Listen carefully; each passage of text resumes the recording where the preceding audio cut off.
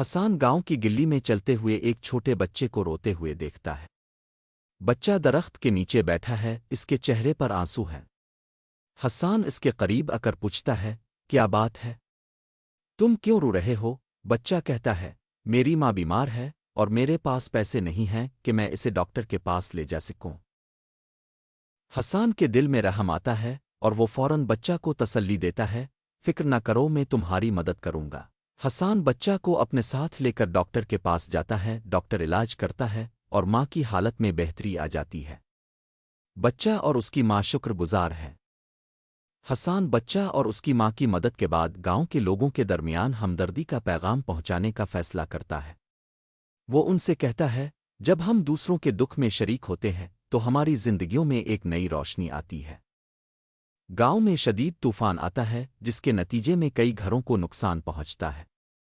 لوگ پریشان ہو جاتے ہیں اور حسان کو اپنے دکھوں کا اظہار کرتے ہیں۔ حسان فوراً اپنے دوستوں اور گاؤں والوں کے ساتھ مل کر امدادی کام شروع کرتا ہے۔ حسان گاؤں کے لوگوں سے بات کرتا ہے اور انہیں تسلی دیتا ہے، ہم سب مل کر دوبارہ سب کچھ ٹھیک کر سکتے ہیں۔ وہ نہ صرف گھروں کی مرمت کرتا ہے بلکہ لوگوں کو حوصلہ بھی دیتا ہے تاکہ وہ دوبارہ اٹھ کر اپنی زندگیوں کو شروع کر سکیں۔ حسان ایک دن اپنے والدین سے بات کرتا ہے اور انہیں بتاتا ہے، دوسروں کی مدد کرنا دنیا کی سب سے بڑی خوشی ہے۔ والدین اس کے جذبے کو سراہتے ہیں اور اس کی حمایت کرتے ہیں۔ گاؤں میں ایک نئے اسکول کی عمارت بن رہی ہے اور اس میں کام کرنے والے مزدوروں کو شدید مشکلات کا سامنا ہے۔ حسان ان مزدوروں کو دیکھ کر دل میں ہمدردی محسوس کرتا ہے، وہ ان سے بات کرتا ہے اور معلوم کرتا ہے کہ ان کے پاس پیسے نہیں ہیں اور وہ اپنے بچوں کے لیے کچھ نہیں لا پاتے۔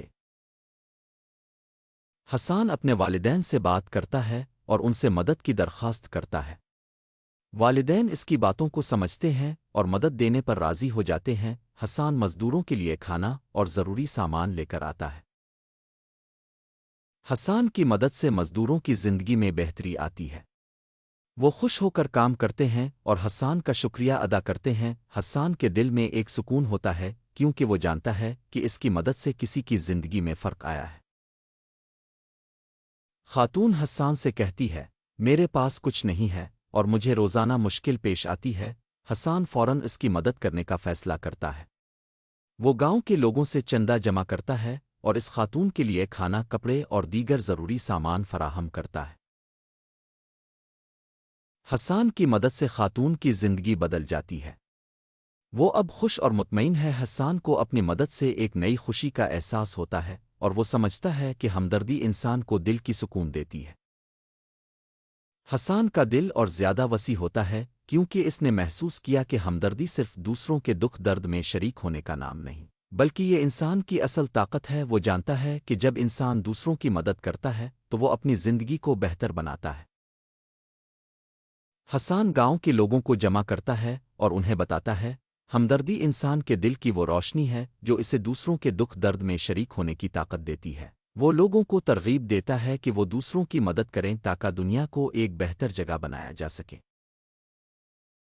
حسان کی زندگی میں ایک نیا مقصد پیدا ہو چکا ہے، دوسروں کی مدد کرنا اور دنیا کو بہتر بنانا۔ وہ جانتا ہے کہ ہمدردی انسان کی سب سے بڑی طاقت ہے اور جب ہم اس طاقت کو استعمال کرتے ہیں تو ہم نہ صرف دوسروں کی زندگی بدلتے ہیں بلکہ اپنی زندگی بھی خوشیوں سے بھر دیتے ہیں۔